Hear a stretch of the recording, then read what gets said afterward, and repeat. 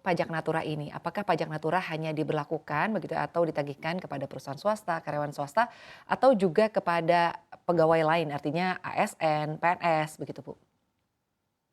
Ya, eee, intinya yang diatur dalam ini adalah seluruh, natura atau kenikmatan yang bersumber, dari pemberi kerja. Nah, untuk, eee, apa namanya, kenikmatan atau natura yang bersumber atau dibiayai anggaran pendapatan dan belanja negara, ini juga ada pengaturannya tersendiri. Ini ada di, apa namanya, di pasal, 24 ini itu ya, itu ada yang dikecualikan dari pengaturan ini.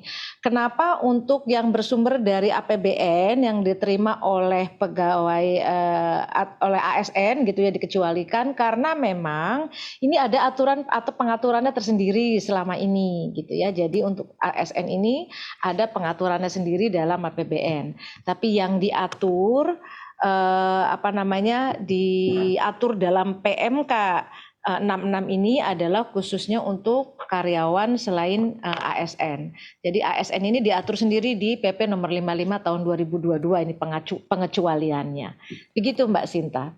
Baik, lalu Bu terkait dengan pajak natura ini, efeknya seberapa besar Bu untuk penerimaan pajak kita? Eee, saya tidak bisa, terus terang saja tidak bisa menjawab pertanyaan ini karena memang ini baru akan diimplementasikan mungkin setelah berjalan kurang lebih, 1 tahun atau mungkin 6 bulan di akhir tahun baru kami bisa perhitung.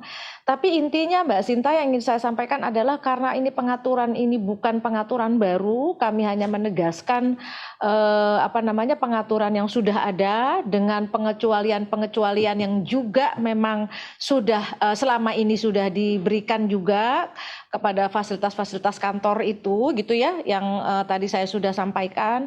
Sehingga, saya bisa katakan bahwa memang, bukan penerimaan yang kami harapkan dari diimplementasikannya PMK 66 ini, tetapi lebih kepada pengaturan, lebih kepada kepastian hukum, lebih kepada keadilan, lebih kepada upaya untuk mendorong, pemberi kerja memberikan, fasilitas yang lebih banyak kepada karyawannya.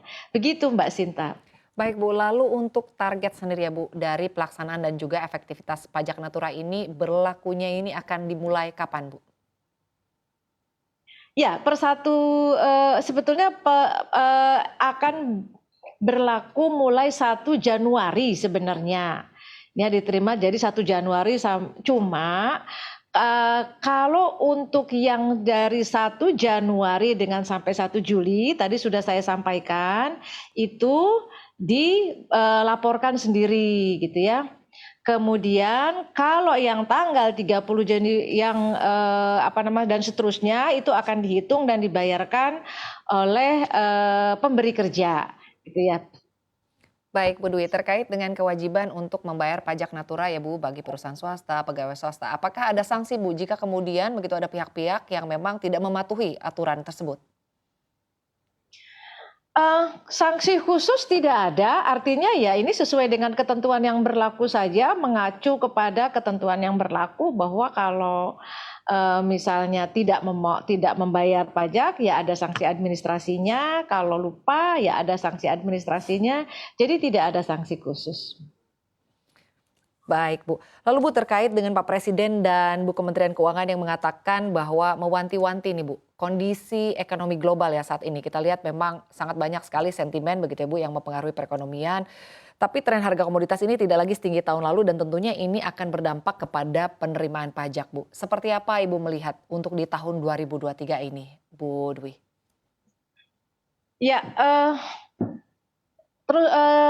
apa ya, saya mengeko apa yang sudah disampaikan oleh Menteri Keuangan dalam, konferensi pers APBN belum lama ini. Beliau mengatakan bahwa memang kondisi perekonomian di tahun 2023 ini sudah mulai mengalami, kontraksi, apa ya, mungkin, karena apa, di tengah situasi ekonomi global yang masih cukup turbulensinya masih cukup signifikan gitu ya, dan ini sedikit banyak juga tetap mempengaruhi kondisi perekonomian di Indonesia. Kalau kita lihat sendiri harga komoditas itu juga sudah mulai menurun gitu ya, sehingga ini juga dampaknya ke perekonomian juga ada gitu ya.